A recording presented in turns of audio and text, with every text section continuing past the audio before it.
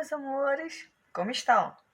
Espero que estejam todos focados, dedicando-se diariamente aos estudos, porque vocês sabem, nós só desejamos o sucesso de vocês e vocês precisam fazer a parte de vocês, tudo bem? Enquanto isso, nós aqui, da equipe da Central do Enem, vamos tentando auxiliá-los da melhor maneira possível, morrendo de vontade de estar com vocês presencialmente, né? Frente a frente. Nós sabemos que esse contato é gostoso, é muito mais prático, muito mais fácil para tirar dúvidas, né? Vocês têm uma dúvida, a gente tira na hora. Mas, neste momento, estamos aqui, tá bom? Eu aqui em casa, vocês aí no cantinho de vocês, estabelecendo essa relação de afeto, de compreensão e companheirismo, porque juntos temos um objetivo, né? Vocês querem ter um bom resultado no Enem e nós aqui da Central do Enem queremos que vocês sejam um sucesso, tá? Professora Maria Cláudia de Língua Portuguesa, preparadíssima para mais uma aula 2 do ciclo 2, cujo tema é tipologia versus gênero textual. Vocês sabem, viram na aula 1, que essas duas coisas são diferentes, têm características diferentes, tá certo? Na aula de hoje, nós vamos então estruturar corretamente, trabalhar as características das tipologias textuais. Lembre-se que as tipologias textuais, elas são 5, as mais conhecidas, né?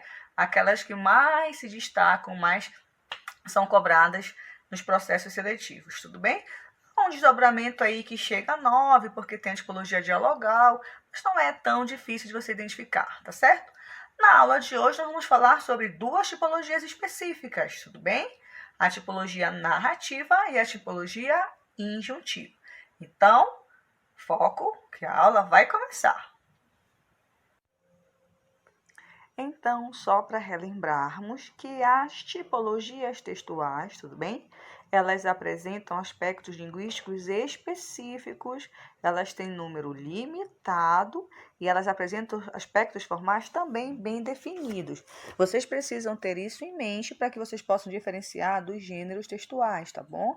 Os gêneros textuais são diversos, porque eles têm uma função social. Tudo bem? Eles têm uma função social, eles podem informar ou eles podem entreter. Lembrem-se que existem os gêneros literários e os não literários, vimos isso na aula 1, tudo bem? Então, as tipologias textuais, cada uma delas tem aspectos linguísticos e gramaticais específicos que te auxiliam a identificar. Apresentam estruturas formais que também auxiliam você a identificar, tudo bem? Não esqueçam esse detalhe, tá?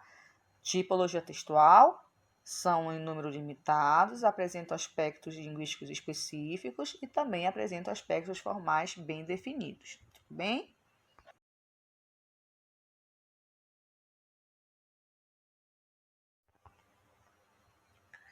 Como falei para vocês, vamos trabalhar hoje duas tipologias, tá bom? A narrativa e a injuntiva. Vamos começar a conversar um pouquinho sobre a tipologia narrativa. A tipologia narrativa ela tem características bem específicas, ela não é tão difícil de ser identificada, até porque existem os elementos da narração, tá certo?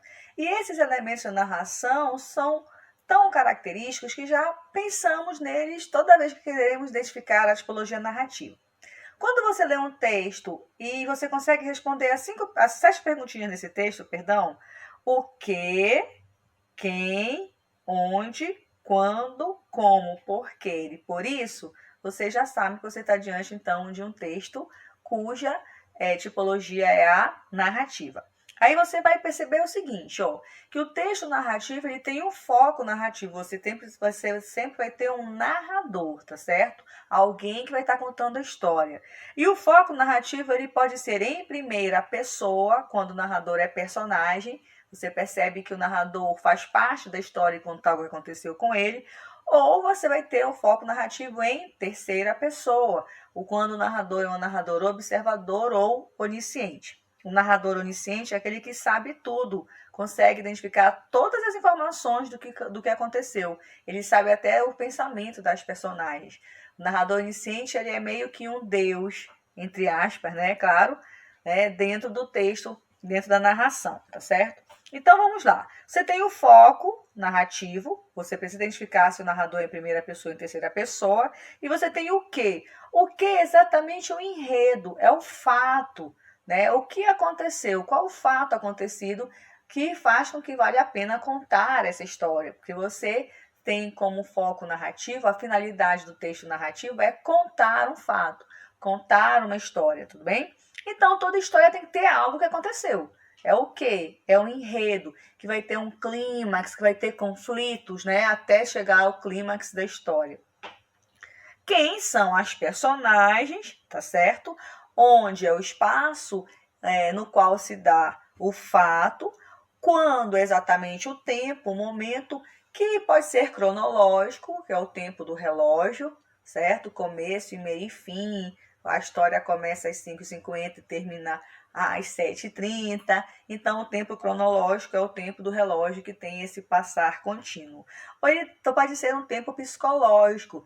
O narrador está contando a história, né, o fato que acontece agora, e de repente você percebe que já há uma lembrança, que ele já volta a contar uma coisa que aconteceu anteriormente. Então, o tempo psicológico ele vai e volta, né, na questão dos fatos que estão acontecendo agora, aí você relembra as coisas que aconteceram atrás, tudo bem? Porque o motivo, todo fato se dá por um motivo, né? Houve um acidente, qual o motivo do acidente? O motorista estava embriagado, certo? Houve um desmaio, qual o motivo do desmaio? A moça estava grávida. Então, você tem sempre um motivo, né? Um fato que causa toda a situação, todo o enredo. O como são todos os detalhes da história, como tudo aconteceu, é o modo como se dá cada detalhe, cada situação do fato. E o por isso é o desfecho, são as consequências, é o final da história. Então, o texto narrativo ele apresenta esses elementos da narração e, normalmente, ao ler um texto narrativo, você consegue identificar esses elementos, você responde, vamos dizer assim, a cada uma dessas perguntinhas, tá certo? Então, característica da tipologia narrativa é exatamente a presença de um narrador, de personagens que contam um fato, que apresentam uma situação que aconteceu em determinado local por algum motivo e com alguma consequência. Qual é a finalidade, então, do texto narrativo? Contar uma historinha, narrar um fato, e é isso que caracteriza essa ordem tipológica. Então, como o texto narrativo apresenta um narrador, né, uma voz que conta a história, uma voz que narra o fato, você vai perceber que existem discursos narrativos, tá certo? E são 3 os tipos de discursos mais comuns que você vai encontrar nos textos narrativos. O discurso direto, o indireto e o indireto livre, tá certo?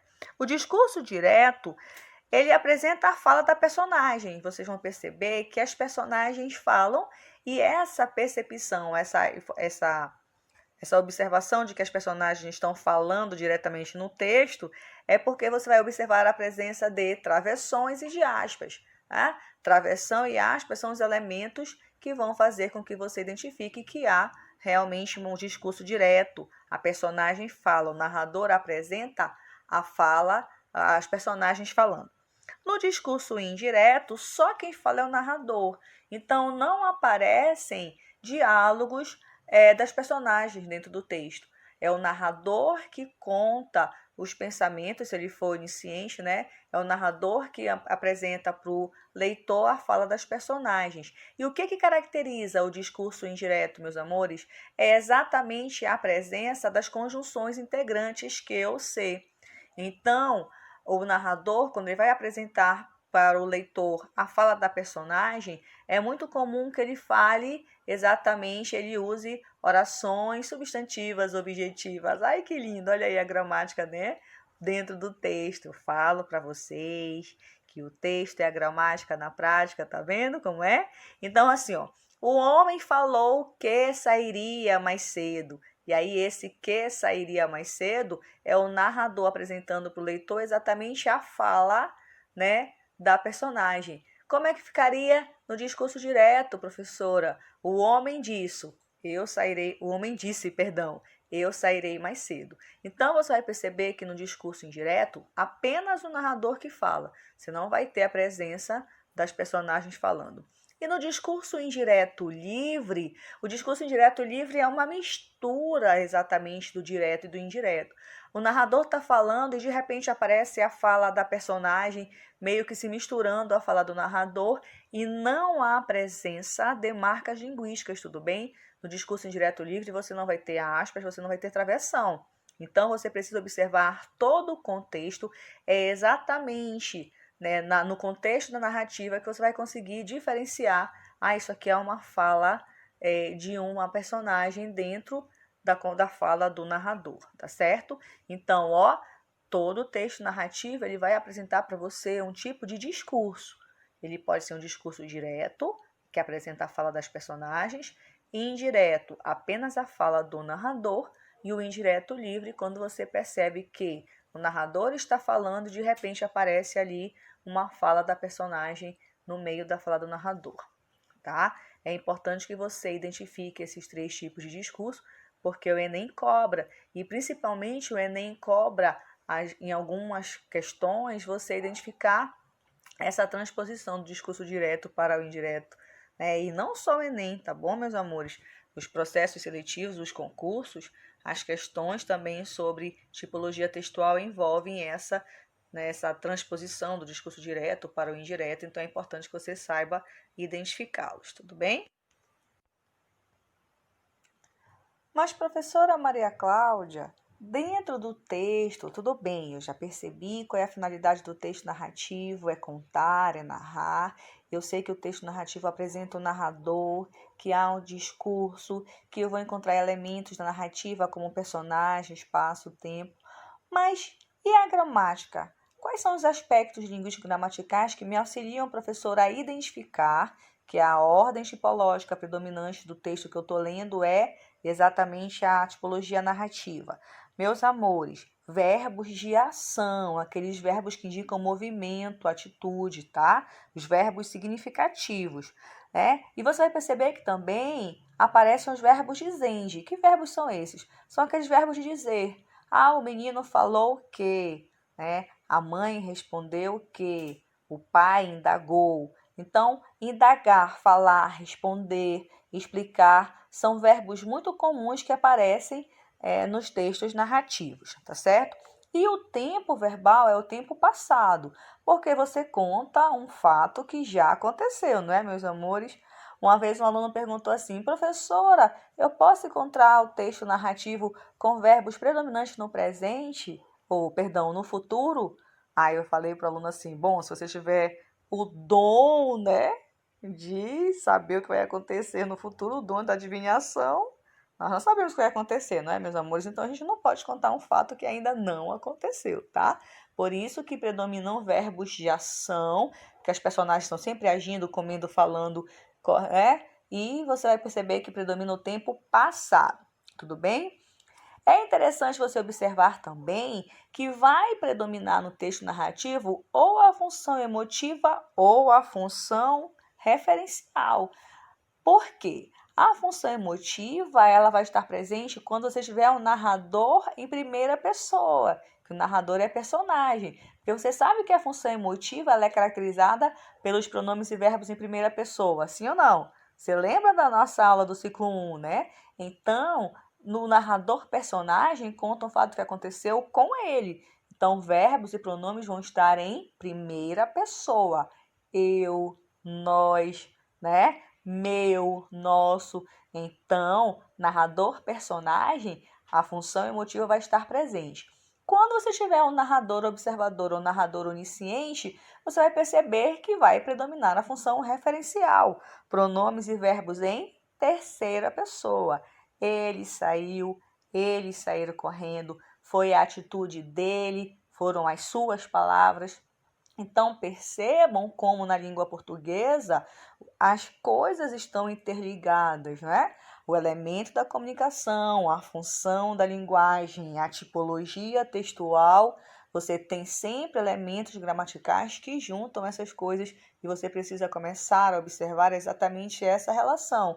Por isso que na aula de hoje, quando eu apresentei para vocês agora, os elementos gramaticais do texto, né, narrativo, quando eu falei em narrador-personagem, eu já fiz a ligação com a função emotiva.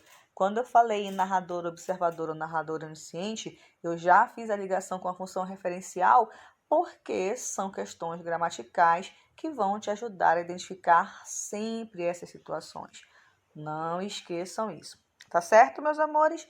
Então, tipologia narrativa, vamos revisar rapidinho. Conta fato, apresenta um narrador, apresenta tipos de discursos específicos, apresentam elementos, os textos narrativos apresentam elementos da narração, o que, quem, onde, quando, né, como, porquê, e você vai observar que há elementos linguísticos gramaticais bastante específicos, tudo bem?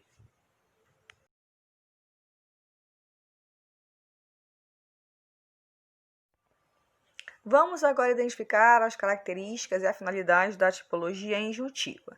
Finalidade da tipologia injuntiva, da injunção: orientar, ensinar, instruir, fazer com que o teu receptor haja da maneira como você quer. Então, o texto injuntivo ele tem essa finalidade de persuadir o outro, o leitor, o receptor, a fazer exatamente aquilo que o emissor pede. É característica da injunção essa necessidade de persuadir. Daí você vai ler, por exemplo, o manual de instrução, texto injuntivo, porque o manual de instrução, como o próprio nome já diz, quer te ensinar, quer te instruir como utilizar um determinado equipamento, por exemplo. Você vai fazer uma receita e você quer fazer no Dia dos Namorados agora, apaixonado, né? Não pode sair de casa, tá bom, meus amores? Mas aí você quer fazer uma surpresinha para o seu amor, você resolve fazer um bolo, mas não sabe, ou vou para a internet e vou pegar uma receita de um bolo de chocolate. Qual é a finalidade da receita? É ensinar você a fazer um bolo de chocolate. Então, a finalidade do texto injuntivo, da injunção, é exatamente ensinar, instruir, orientar, fazer com que o leitor haja exatamente da maneira como o emissor quer, tá bom? Com uma linguagem simples e objetiva, tá certo, meus amores? A injunção, ela precisa ser direta, ela é uma ordem direta, ela é uma informação que tem que ser fácil para que realmente o leitor possa conseguir colocar em prática essa informação, tudo bem? Características linguísticas. Quais são os elementos linguísticos gramaticais que te auxiliam a identificar que a ordem tipológica daquele texto é a injunção? A função apelativa. Ai, professora Maria Cláudia, a função apelativa? Meus amores, eu estou sempre tentando relacionar as coisas para vocês, tá bom? O texto injuntivo não quer persuadir o leitor a agir de determinada maneira? E a função apelativa ela tem como foco exatamente o receptor. A atitude do receptor, está lembrado? Então, a função apelativa ela é característica, é um elemento gramatical, é um elemento linguístico, é um elemento que vai te identificar como predominante no texto que você está lendo a ordem tipológica da injunção. Então, os pronomes e verbos vão estar na segunda pessoa. Tu deves fazer tal coisa. Ou você vai usar os pronomes também de tratamento, Você, olhe bem nos meus olhos, E além dos pronomes e verbos em segunda pessoa, os pronomes de tratamento, você vai ter os verbos no imperativo. Faça, olhe, dobre, observe. Você vai ter os vocativos. Ei, João, presta atenção em mim. Perceberam como os elementos gramaticais do texto injuntivo são os elementos gramaticais que te auxiliam a identificar a função apelativa? Pois é, meus amores. Repito, vou falar o tempo todo para vocês como se fosse um mantra. Na língua portuguesa, as informações estão sempre interligadas. Tudo bem, meus amores? Então, o texto injuntivo ele é bem acessível. Você percebe que os elementos gramaticais são bem diferentes do texto narrativo. Então, não dá para confundir um com o outro, tá? É isso, meus amores. Essa foi a parte 1 da aula 2 do ciclo 2, Tipologia Gênero-Textual. Vocês têm uma segunda parte da aula de hoje, tudo bem? Nela, você vai perceber que nós vamos trabalhar alguns exemplos de textos narrativos e de texto injuntivo para completar as explicações de hoje, tudo bem? Fiquem focados. Lembre-se que todos os dias nós temos aula da central, das diferentes áreas, tá certo? E toda sexta-feira vocês se encontram comigo. Beijos e até a próxima!